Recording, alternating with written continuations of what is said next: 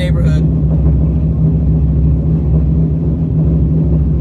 Yes, I'm having my morning dip.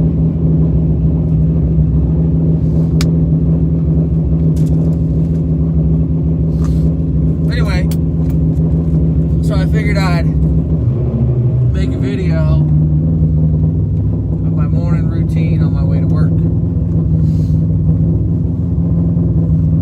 It's only about a 10-minute drive. I gotta let this thing warm up and wake everybody up. Close the garage door.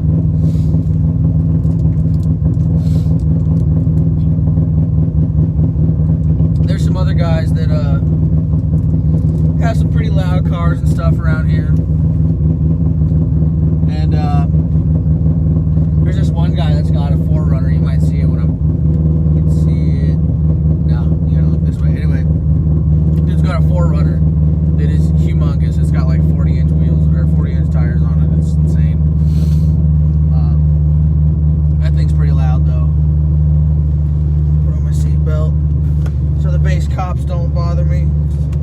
For you guys that are in the military, you know how the base cops can be. They just bother you just because they got nothing else to do. So yeah, in my flight suit, getting ready to head to flight school. Got all my stuff in the back there. All my equipment I have to use. All my publications and stuff like that. Alright, should be alright. Oil's still a little bit cold, but it's okay. That's one thing I like about Corvettes is the information you can get off of the gauge cluster. I got oil temp, oil press, got coolant temp, all kinds of stuff. So I like to keep it on oil temp to know when the oil's nice and heated up. I try not to give it much load when the oil isn't very hot because it's not good for your motor. Because it can't get in those small little spaces in your engine and lubricate everything really well. So shifter's kind of notchy when it's cold outside and you first start driving it. It's real notchy, especially if you downshift into first or upshifting into second for like the first couple of times. It's crazy notchy. But smooth driving car. The only thing I don't like, and I talked to Doug over at East Coast Supercharging, and he said because the car bucks is what it does. When at low RPM because of the tune or because of the cam, there's not a lot of vacuum, and so it wants to buck and wow, and push you around. And he said that was because of the tune. So I'm gonna get it retuned by him. I've got an MSD 2-step launch controller on this thing, but I don't have it hooked up. It still needs a wire run from that side of the car over to my clutch pedal, but everything else is wired in and hooked up. So I just don't want to tear the console out and do all kinds of shit just to do that. So I might just pay somebody to do it because I don't have time or the tools to do it. I'm super busy with school right now and trying to learn how to fly, and it's a lot of responsibility, so I'm trying to minimize that. So I don't know how much you guys can hear. I know this car is crazy loud. I'm trying to talk a little bit louder so you can hear me.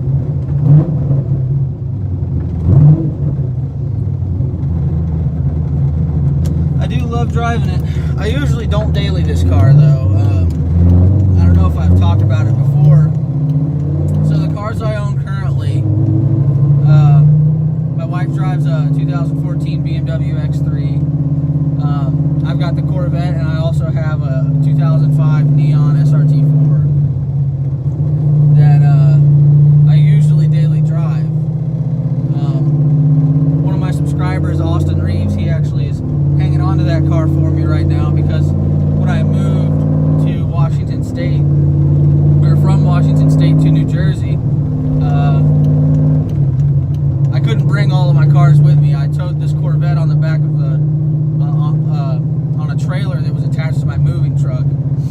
So I towed this thing all the way across the country to New Jersey. So I couldn't bring the neon with me, but once taxes come back and everything, I'll ship the neon. I'll ship the neon to me. And then we'll do a couple videos on that. Before the Corvette, I owned a 2008 350Z. It was the HR model. It was a 6-speed. It was a pretty nice car. I've got a couple videos on it, but they're so old that I don't want to post them because they're like terrible quality. So, it was a good car though. It was a lot of fun to drive. It just wasn't fast. That's what I was tired of. Was, I threw all this money at the car and it just wasn't fast. I didn't really drift that much because I didn't have the money to be burning up tires and keep replacing tires constantly.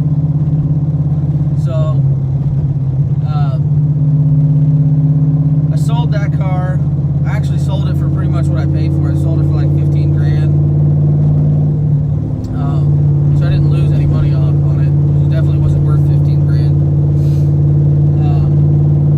Before that, what did I have before that? Oh, it's back to the dark ages. I had a Mini Cooper S. And the only reason I had that car is because I had to buy something quickly, because the car before that I had was a 240SX. I had a S13 240SX, and it had a red top SR20 in it, and it had the 5-speed and everything. It had a Cusco roll cage in it. It was a bolt-in cage. It had seats out of a Sylvia in it, from Japan. It even had that really JDM granny shift knob that comes with the cars over there. But that car got stolen. It got stolen with no steering wheel on it. I took the steering wheel off and locked the car. And I don't know if the guy who sold it to me stole it back, or somebody followed me and knew what was in it. But they stole it back, and I never found it. The cops never found it. I called the cops, filed a police report, and they never found it. So that really sucked. I missed that car a lot. That was like my favorite car, just because it was so light. I mean, it didn't have that much power. I had the stock little T25 on it, had an exhaust and a front mount on it, and that was pretty much it. I mean, it was pretty much stock, and it was a blast to drive. Had a welded diff, and it slid like nothing. It was so controllable. I loved that car. So I was really sad when that got taken away. And then before that was my very first car. I bought it myself. I worked at Zaxby's for like 3 years making chicken tenders and stuff. I don't know if you guys are familiar with Zaxby's. I'm sure some of you are. But I worked there for like 3 years and saved up. I worked part-time because I was in high school. Saved up money and bought my car. It was like $5,500, I think. But it was an SVT Ford Focus.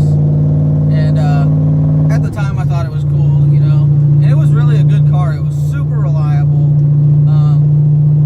I drove it when I first moved to Washington State from South Carolina. I drove it all the way there. Had it loaded down with everything I owned and drove across the country. It had like 120,000 miles on it when I took it across the country, and it had no issues at all. The only thing I think that was going on with it is when I was in South Dakota, and there were some huge hills in the Black Hills region of South Dakota, and the clutch was slipping a little bit. But other than that, I mean, it wasn't bad.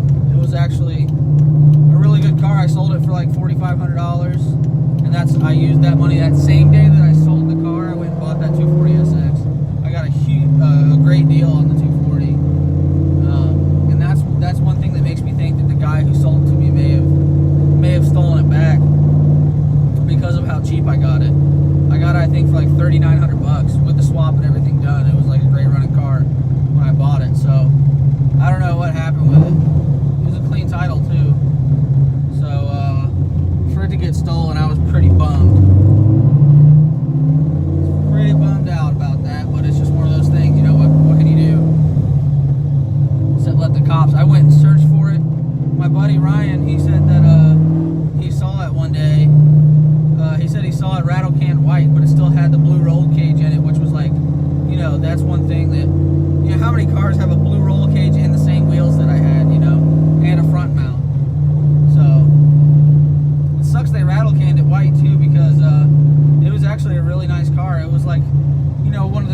40s that are actually the same color. They're all this. It has all the body panels in the same color.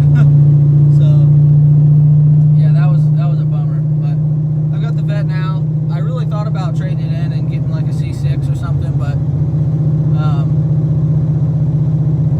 if I traded it in for a C6, I really want a C6Z.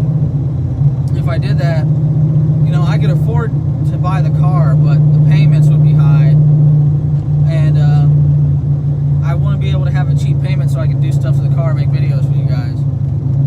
So I still haven't installed the lowering bolts yet because I don't have a floor jack yet. I sold it whenever I was moving over here. So yeah, it's kind of where we're at.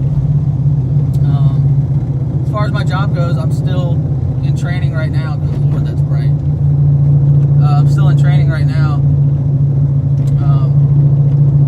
Just met my pilots and stuff, so we go through training as a crew to build what they call CRM, or crew resource management, and you basically learn how to work together as a crew and perform your duties as a team. Because that's one really important thing when you're flying, is working as a team and working together to get things accomplished. So yeah, so that's kind of where I'm at for training wise. I've got another probably 6 months left of training. We've got a bunch more simulator rides. We have to go in the flight simulator and practice a bunch of stuff. With our job, you practice all of the bad things that can happen in an airplane. We're really pessimistic when it comes to training. We practice for the worst possible thing to happen, even though it hasn't or won't, or we don't think it will. We practice for that, so that if it does happen, we've done it a million times in the simulator, so we're prepared for it, and we know how to react, and it won't catch us off guard. And that's the main thing, is always being prepared for the worst that could happen. And like I said, working as a team and using your resources in the most efficient way possible to accomplish the mission. My window's all fogged up. I probably parked like a jackass, but whatever. Anyway, I'm here. So I need to head inside and get everything started so I can learn how to fly an airplane. But I figured I would just give you guys a nice video of me driving the car. You can hear it while it's cruising around.